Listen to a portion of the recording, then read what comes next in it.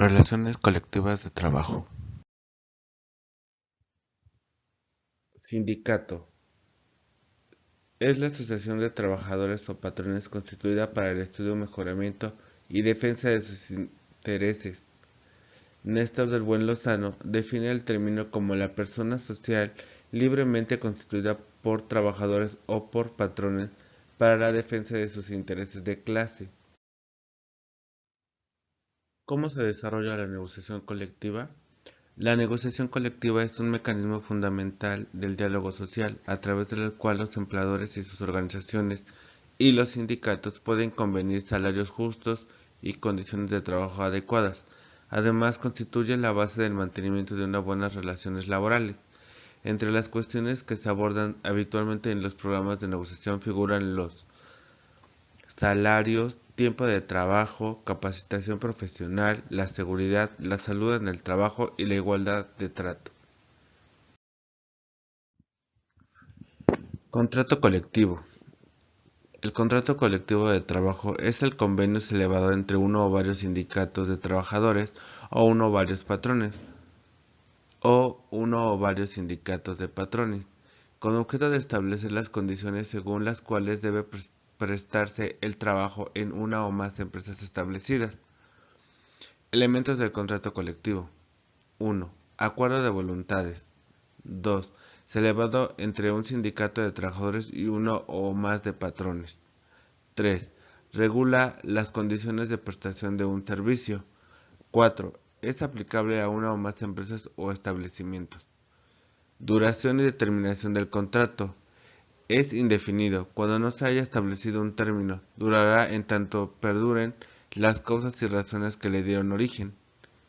Causas de terminación por mutuo consentimiento, terminación de la obra, cierre de la empresa o establecimiento, siempre que en este último caso el contrato colectivo se aplique exclusivamente en el establecimiento.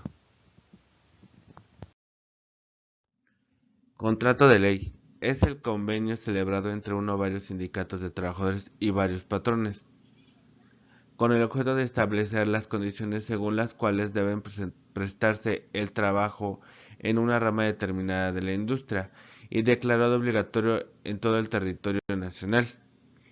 Elementos del contrato de ley. Es un convenio, ni es contrato ni es ley. Pluralidad en trabajadores y en patrones. Establece condiciones de trabajo para una rama de la industria. Declarado obligatorio en una entidad o en varias, o en una zona geográfica o en el territorio nacional. Duración y terminación. Se estipula por acuerdo de las partes, no debe exceder a 2 años. Además, será reversible cada año en lo que se refiere a los salarios en efectivo por cuota diaria. Se termina por mutuo consentimiento de las partes que representen las mayorías. Por el lado de los sindicatos, los que representen las 2/3 partes de los trabajadores de la rama industrial y la mayoría de los patrones que tengan a su cargo esa cantidad de trabajadores.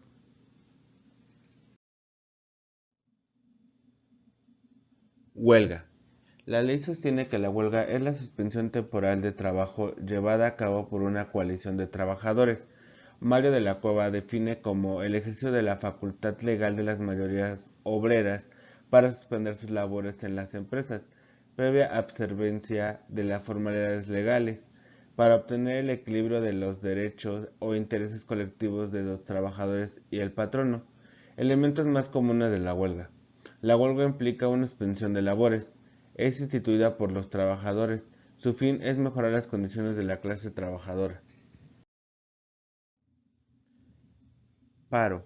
Aun cuando no hay una definición específica de ley de paro, puede entenderse que es la suspensión temporal de todas las actividades o una parcialidad de ellas, decretada por los patrones cuando las circunstancias económicas lo ameriten y con autorización del Tribunal Laboral.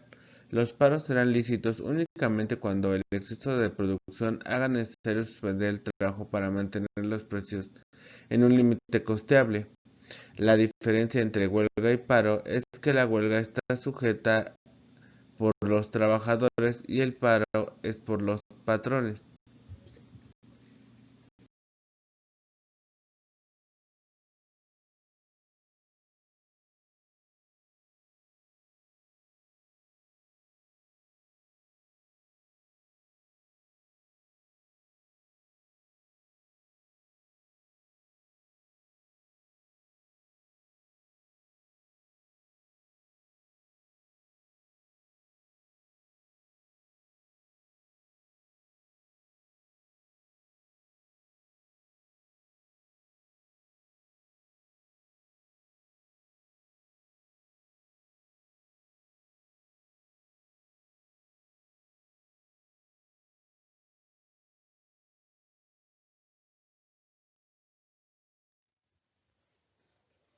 Las figuras del derecho de huelga y paro son patrón o patrones, sindicato o sindicatos formados por trabajadores, contrato, violación al mismo, revisión, junta de conciliación y arbitraje. El artículo 440 define huelga como la suspensión temporal del trabajo llevada a cabo por la coalición de trabajadores, y el artículo 441 señala que para efectos de este título, los sindicatos de trabajadores son coaliciones permanentes. Los trabajadores son las figuras principales de la huelga.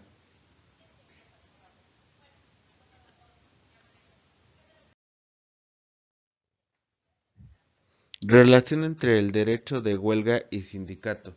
El artículo 356 señala que sindicato es la asociación de trabajadores o patrones constituida para el estudio, mejoramiento y defensa de sus respectivos intereses. El artículo 359 señala que los sindicatos tienen derecho a redactar sus estatutos y reglamentos, elegir libremente a sus representantes, organizar su administración y sus actividades y formular su programa de acción. De acuerdo con las normas de libertad del sindicato, corresponde a los trabajadores establecer los objetivos que quieren alcanzar a través de su proclamación en los estatutos. Asimismo, si existiera algún incumplimiento u omisión de alguna cláusula de contrato celebrado por parte de los patrones, el sindicato o sindicatos accionarían el derecho a huelga para la defensa de sus derechos, pues se entiende que para que haya huelga debe existir un patrón o patrones y un sindicato o sindicatos, y lo que los va a regir es el contrato que nace por las relaciones de trabajo que se van a dar entre ambos.